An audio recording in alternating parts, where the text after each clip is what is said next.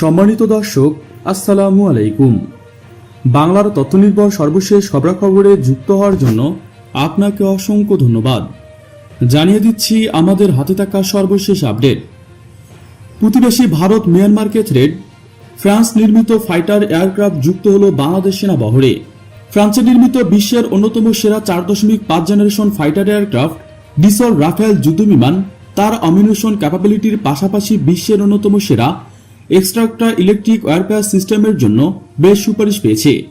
স্পেক্ট্রার full form হচ্ছে self protection equipment of countering threat for Rafale aircraft, যা ফ্রান্সের Rafale যুদ্ধবিমানের জন্য বানানো একটি সেলফ প্রোটেকশন এবং কাউন্টার থ্রেড সিস্টেম, যা বিখ্যাত আরম্পেক্স ডিভিশন কোম্পানি থেসেল বা এমবিডি এর যৌথভাবে নির্মাণ করেছেন।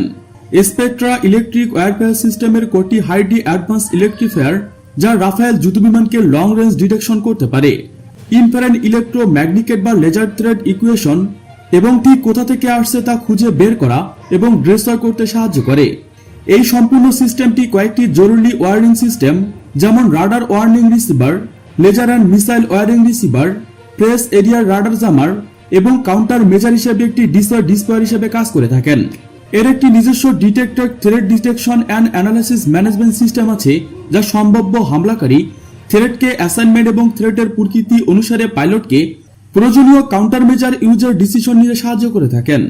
অর্থাৎ air two air ground targeted thread analyse করে পাইলটকে প্রয়োজনীয় দিক নির্দেশনা দিয়ে থাকেন, যা রাফেল যুদ্ধবিমানকে হাই সার্ভিস অ্যাবিলিটি প্রদান করে থাকেন।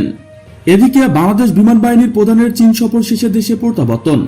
বাংলাদেশ বিমান বাহিনীর প্রধান air chief marshal Sheikh Abdul Hannan BPP BOP PSC চীন সফর শেষে 23 জুলাই 2023 রবিবার দেশে প্রত্যাবর্তন করেছেন।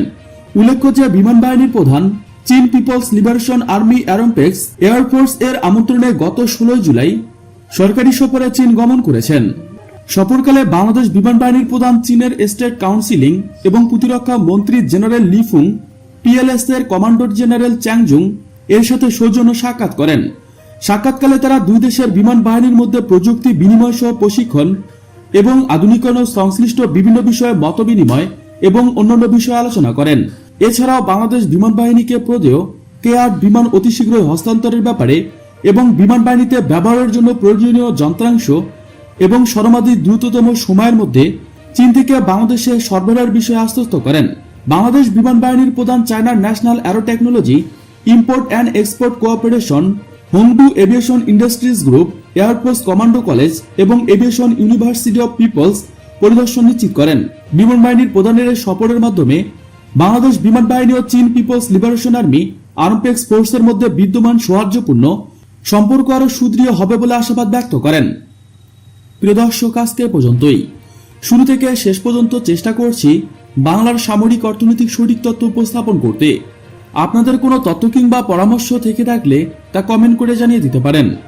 নিশ্চয় আবার দেখা হবে নতুন কোনো বিষয় নিয়ে। ততক্ষণ পর্যন্ত ভালো থাকুন, সুস্থ থাকুন। Thanks for watching my video. আল্লাহ হাফেজ।